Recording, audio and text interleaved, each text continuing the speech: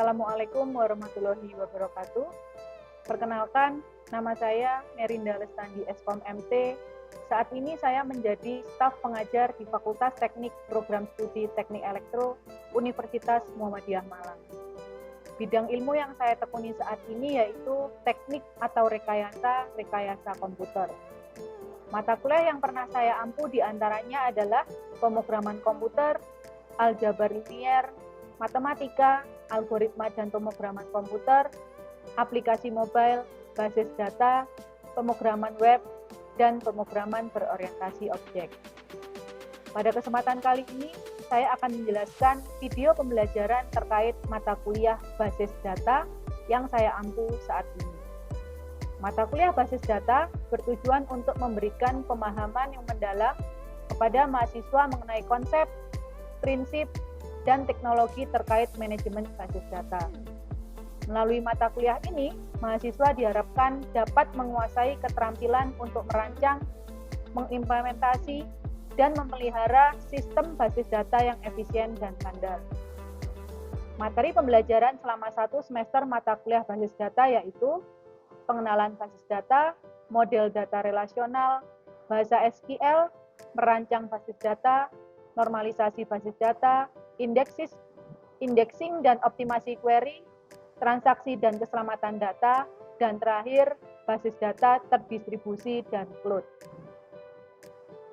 Terdapat 3 capaian pembelajaran mata kuliah basis data, antara lain, yang pertama, mahasiswa mampu menjelaskan konsep-konsep basis data, mahasiswa mampu merancang basis data dan jenis-jenis pemodelan basis data, dan ketiga, mahasiswa mampu melakukan pemrograman database, serta mampu menganalisis perancangan basis data yang paling tepat untuk suatu organisasi. Sistem pembelajaran dilakukan secara offline, yaitu tatap muka di kelas. Sedangkan metode pembelajaran dilakukan dengan ceramah di kelas, diskusi interaktif tanya-jawab, contoh dan studi kasus, serta contoh secara praktek langsung di kelas. Interaksi antara dosen dengan mahasiswa dilakukan melalui platform Learning Management System LMS UMM dan WhatsApp grup kelas. Sistem penilaian meliputi 4 komponen, yaitu kehadiran sebesar 15%, tugas dan kuis 25%, UTS 30%, dan UAS 30%. Demikian video pengantar mata kuliah basis data. Selamat menyaksikan video pembelajaran di kelas. Terima kasih. Wassalamualaikum warahmatullahi wabarakatuh. Oke, Assalamualaikum warahmatullahi wabarakatuh. Oke, kita lanjut materi minggu lalu. Materi basis data ya, yaitu model data dan konsep relasional. Jadi, sebelumnya kita bahas dulu pendahuluannya terkait basis data dan DBMS. Ada yang tahu pengertian dari basis data atau contohnya? Biasa menggunakan basis data nggak kita kira-kira selama ini? Apa contohnya? Kayak lemari, misalkan lemari gitu ya, di dalamnya ada buku-buku. Kita mengibaratkan bahwa lemari itu adalah sebuah database. Atau di laptop kalian, misalnya kan tersimpan data itu ya, itu kan juga database. Biasanya kan masing-masing laptop ada yang memorinya berapa dan seterusnya, itu termasuk database. Nah, di sini pengertian database atau basis data adalah kumpulan data yang saling berhubungan yang disimpan secara sistematis untuk memudahkan pengelolaan, pencarian, dan manipulasi. Jadi kalau ada basis data, kita lebih mudah untuk mengelola. Biasanya kan kita disimpan berdasarkan folder gitu ya, kemudian nyarinya lebih gampang, kemudian manipulasinya juga lebih mudah. Nah, ada basis data, ada sistem manajemen basis data, DBMS. Jadi kalau basis data tadi kumpulan datanya, sedangkan sistem manajemen basis data atau DBMS adalah perangkat lunaknya, softwarenya, yang digunakan untuk membuat, mengelola, dan mengakses basis data. Menggunakan bisa MySQL, PostgreSQL, Oracle SQL Server. Yang kita gunakan di mata kuliah ini menggunakan nanti MySQL. Nanti kita install MySQL, kemudian proses untuk membuat database, mengelola dan mengakses menggunakan MySQL ya. Jadi nanti diinstal di laptop masing-masing. Kemudian selanjutnya model data. Model data adalah representasi abstrak dari struktur data yang digunakan untuk menyimpan dan mengorganisir informasi dalam basis data. Model ini menentukan bagaimana data diatur dan diakses. Ada beberapa model data, yaitu model hierarki, model jaringan, model relasional, model orientasi objek, dan NoSQL atau non-relasional. Jadi sebenarnya model itu dibagi dua, relasi dan non-relasional. Gitu ya. Nih, ada relasi dan non-relasional atau NoSQL. Kalau model relasi, dia direpresentasikan dalam bentuk tabel. Jadi database itu, kalau tadi contohnya sebuah lemari, karena ini hubungannya dengan sebuah data dan terutama di program komputer, jadi dia berbentuk tabel atau relasi yang terdiri dari baris atau tupel dan kolom. Dan kalau ada tabel ya, biasanya kan bentuknya ada baris dan kolom. Kalau kolom ke bawah, baris ke samping. Kemudian menggunakan bahasa query seperti SQL. Jadi kalau basis data tadi softwarenya MySQL, kemudian bahasa query-nya SQL atau struktur query language untuk manipulasi data. Kalau kita bikin web, kita pakai bahasa pemrogramannya HTML, PHP gitu ya. Softwarenya pakai XAMPP atau Notepad++ misalnya. Kurang lebih hampir sama seperti itu. Kalau model NoSQL atau non-relasional, dia digunakan untuk menangani data yang besar atau big data dengan struktur fleksibel. Biasanya menggunakan MongoDB, Cassandra, Redis, Neo4j, dan seterusnya. Biasanya kalau kalian mungkin di jaringan, biasanya kan meskipun kita belajar jaringan tetap ada database ya untuk keamanan jaringan. Biasanya dia menggunakan MongoDB. Mungkin kalau di mata kuliah jaringan ada menggunakan MongoDB. Oke, sudah model data. Selanjutnya adalah ERD atau Entity Relationship Diagram. Sebelum kita membuat database, jadi database itu kan tadi berupa tabel, isinya ada baris, ada kolom. Nah, kita membuat desainnya dulu. Kayak kita buat program, kita kan buat flowchart-nya dulu ya. Sama kalau database kita buat ERD-nya dulu atau Entity Relationship Diagram. Nah, apa ERD? ERD adalah representasi grafis dari struktur basis data yang menggambarkan hubungan antar entitas dalam suatu sistem.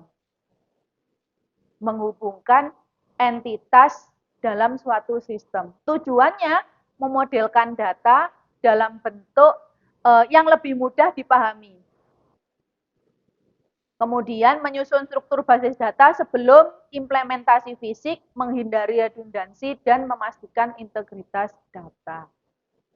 Nih, komponen ERD ada entitas atau entity, kemudian atribut, relasi, kardinalitas, dan entitasnya terdiri dari entitas lemah dan entitas kuat. Oke, kita satu-satu, kita pelajarin satu-satu. Hampir sama kayak flowchart, jadi dia berbentuk diagram ya, berbentuk diagram seperti ini.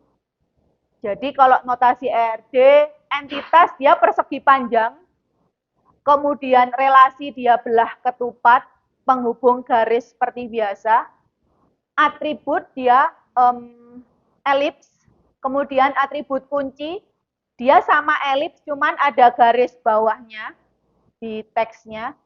Kalau turunan dia putus-putus, multi value dia garisnya 2. Oke. Ini adalah notasinya. Sekarang apa pengertian dari entitas, relasi, dan seterusnya? Mungkin ada yang tanyakan dulu? Aman? Aman ya. Oke, yang pertama adalah entitas. Entitas adalah objek nyata atau konsep dalam sistem yang dapat disimpan dalam basis data. Entitas ada dua, entitas kuat dan entitas lemah. Nih, contoh entitas. Entitas kuat dia memiliki atribut kunci yang unik. Sedangkan entitas lemah dia tidak memiliki atribut kunci sendiri atau bergantung pada entitas lain. Contoh entitas, misalkan kita mau membuat database mata kuliah. Berarti kita memerlukan data mahasiswa dan data mata kuliah. Di data mahasiswa perlu apa saja? Ada NIM, nama, prodi, semester. Di mata kuliah perlu data apa saja? Kode mata kuliah, nama mata kuliah, SKS. Nah, sebentar. Yang ini ya, yang mahasiswa ini adalah entitas. Jadi ada berapa entitas? Dua, mahasiswa dan mata kuliah. Selanjutnya adalah atribut. Atribut karakteristik atau informasi yang menjelaskan entitas. Kalau di sini, yang mana yang atribut, Rek? NIM, nama, prodi, semester. Kalau di mata kuliah, kode MK, nama MK, SKS. Oke. Oke, sebentar. Yang ini tadi entitas, yang di dalam kurung adalah atribut. Sekarang ada beberapa jenis atribut. Ada atribut sederhana atau atomik tidak dapat dipecah lagi. Contohnya nama. Ya sudah, nggak bisa dipecah, jadi dia atribut sederhana. Sedangkan atribut komposit bisa dipecah menjadi lebih kecil. Misalkan alamat. Kalau kita mengisi form gitu ya, biasanya kalau ngisi data diri di website kan dipecah itu jalan, RT, RW itu ya, itu adalah atribut komposit. Dia bisa dipecah menjadi bagian yang lebih kecil. Kalau multi value, dia bisa lebih dari satu nilai. Selain telepon apa, Rek? Hobi misalkan ya, boleh satu, boleh lebih dari satu. Hobinya misalkan membaca, menulis, dia multi value berarti. Pokoknya yang boleh lebih dari satu. Gitu ya. Kemudian atribut derivatif dapat dihitung dari atribut lain. Contohnya umur. Jadi kalau misalkan ada tanggal lahir, berarti dia umur ini adalah atribut derivatif. Kan umur dihitung dari tanggal sekarang dikurangi tanggal lahir. Kalau primary key, atribut unik yang membedakan tiap entitas. Sekarang yang di sini, yang mana atribut uniknya atau atribut kuncinya, primary key-nya? NIM sama kode mata kuliah. Di setiap entitas pasti ada primary key. NIM bisa kode mata kuliah.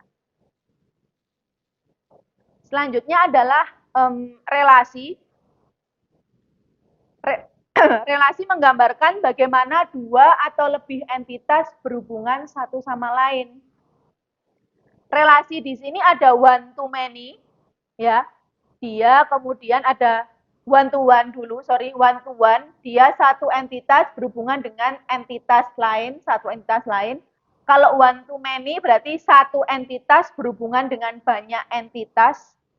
Many to many ya berarti banyak entitas dihubungkan ke banyak entitas. Contoh relasi. Tadi kan contohnya mahasiswa dengan mata kuliah, tabel mahasiswa entitas mahasiswa dengan entitas mata kuliah. Mahasiswa mengambil mata kuliah. Berarti kan many to many, banyak mahasiswa mengambil banyak mata kuliah, kayak KRS-an. Kan banyak mahasiswa bisa mengambil banyak mata kuliah.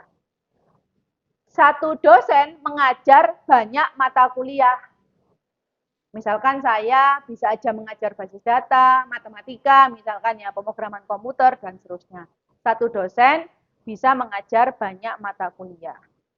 Oke, ini yang tadi ya, kardinalitas, ada simbolnya, kalau one to one ya 1,1, kalau many to one ya M, biasanya M1, dan seterusnya.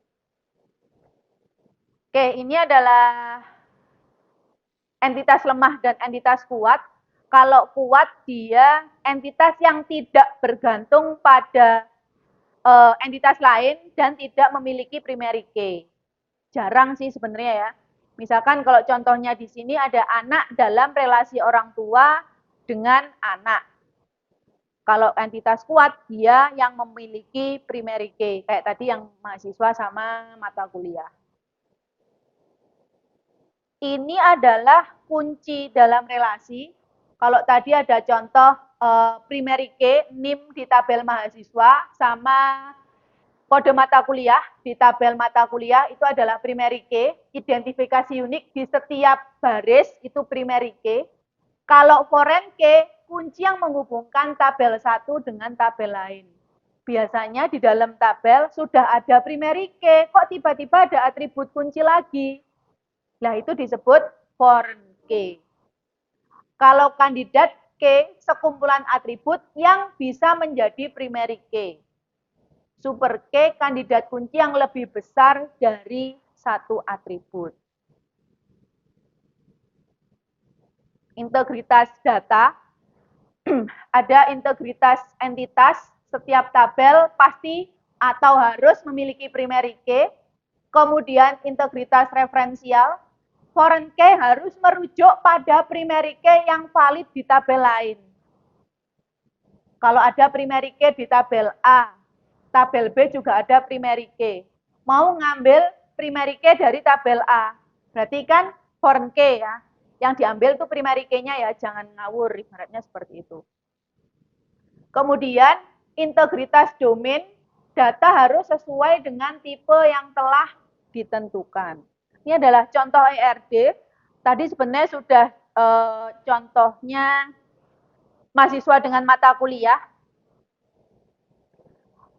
Deskripsi sistemnya, setiap mahasiswa memiliki NIM, nama, prodi, semester. Setiap mata kuliah memiliki kode mata kuliah, nama mata kuliah, SKS.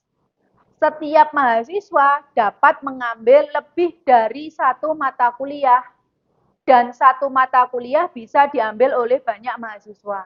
Ada berapa entitas? Ayo, entitasnya ada berapa? 2 ya. Apa? Mahasiswa sama mata kuliah. Di mahasiswa atributnya NIM, nama, prodi, semester.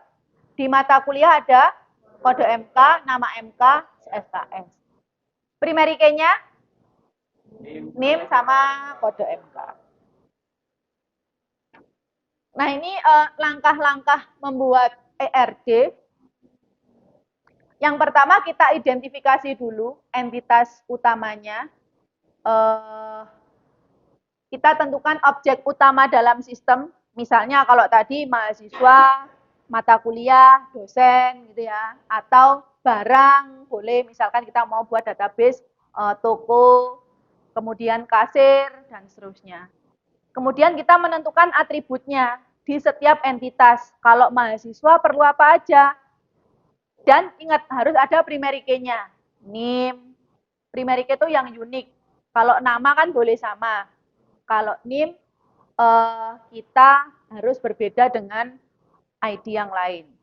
Kemudian tentukan relasi antar entitas. Relasinya ya one to many atau many to one, dan seterusnya. Kemudian baru kita gambarkan diagram menggunakan notasi ERD. Yang tadi persegi panjang, belah ketupat, dan seterusnya. Gimana? Ada yang ditanyakan? Oke. Sekiranya tidak ada yang ditanyakan, mungkin cukup sekian untuk presensinya. Bisa di info KHS, sudah saya buka. Terima kasih semuanya. Kita akhiri. Assalamualaikum warahmatullahi wabarakatuh. Waalaikumsalam warahmatullahi wabarakatuh.